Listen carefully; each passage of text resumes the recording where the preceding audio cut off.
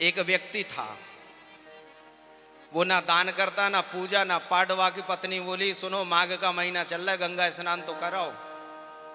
पास में ही बोले गंगा जी बह रही, पैसा भी नहीं लगे। बोले तब चले जाएंगे, पैसा लगेगा तो नहीं जाएंगे। चला गया, लेकिन स्नान करने कहाँ गया? स्नान घाट पर नहीं गया, मुर्दा घाट पर। बोले ना पंडा मिलेंगे ना संकल्प कराएंगे।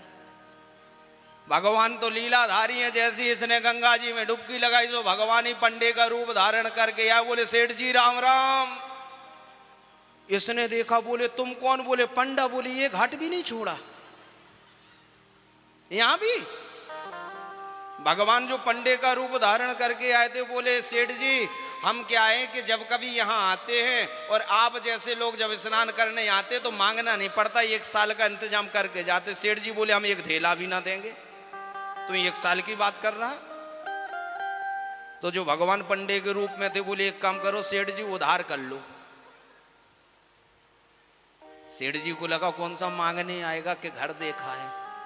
बोले ठीक है उधारी पक्की, कितनी? बोले 1 धेला। बोले ठीक।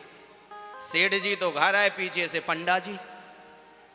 सेठ जी घर में अंदर गए, दरवाजा बंद हुआ। पंडा जी ने कुंडी खटखटाई, पत्नी आई, ब्राह्मण देवता को देखा। बोले कौन? बोले गंगा के पंडा। पति कहाँ है? बोले तुम्हारे पति उधारी करके आए, उनसे कहो हमारी उधारी दे। पत्नी गई, बोले क्यों कहीं उधार करके आए? तो बोले हाँ। बोले हमसे ले रहा था, अब ले ले, कहां से लेगा? पत्नी बोली बाहर खड़े हैं। बोले आ गया? बोले हाँ। बोले कह दो बीमार हो गए। पत्नी आई, अरे वो गंगा जी का ठंडा पानी था, उनको बहुत बुखार ताप है, तो अब आप फिर आना। बोले नहीं नहीं नहीं, यजमान यदि बीमार है तो ब्राह्मण कैसे छोड़ के जाए, अब तो हम 2-3 दिन यहीं रुकेंगे। 3 दिन बाद पत्नी ने गेट खोला, देखा पंडा जी तो जहां की तहां। बोले स्वस्थ हो गए?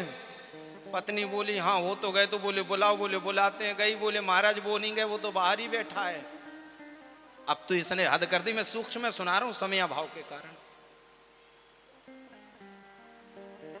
बोले उनसे कह दो कि वो तो मर गए। बोली आप तो जिंदा हो क्या? बोले हाँ हम सांस साध लेंगे, कह दो। पत्नी आई, महाराज क्या बताए बुखार बिगड़ गया, वो तो चले गए। उसको लगा कि ये चले जाएंगे। बोले चिंता मत करो, पूरे गांव में खबर हम कर देते हैं। पत्नी बोली नहीं नहीं वो हम कर लेंगे, भगवान जो पंडे के रूम। बोले नहीं नहीं हम जाते हैं। प्रगटे तेहि काल अनेक अनूपा, अनेक रूप में प्रकट होकर के पूरे उस गांव में कह दिया सेठ दानी चंद मर गए, सेठ दानी चंद मर गए, सेठ दानी चंद मर गए। पूरा गांव इकट्ठा,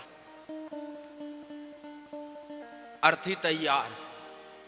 महाराज ये भी पक्का, अर्थी पे लिटा दिया, लेकिन ये भी उठ नहीं रहा है, ना सांस ले रहा। भगवान बोले हमसे भी बड़ा जिद्दी है। पत्नी बोली मैं मरी नहीं है जब ले जाने लगे। पंडा जी बोले ये जाने वाला चला गया, ये तो तुम्हारा मोह है। पत्नी तो सही कह रही कि वास्तव में वो मरे नहीं है, लेकिन पंडा जी कह रहे जाने वाला तो गया, ये तुम्हारा मोह है, अब रोने धोने से कुछ नहीं होगा। महाराज मरघट पे पहुंच गया।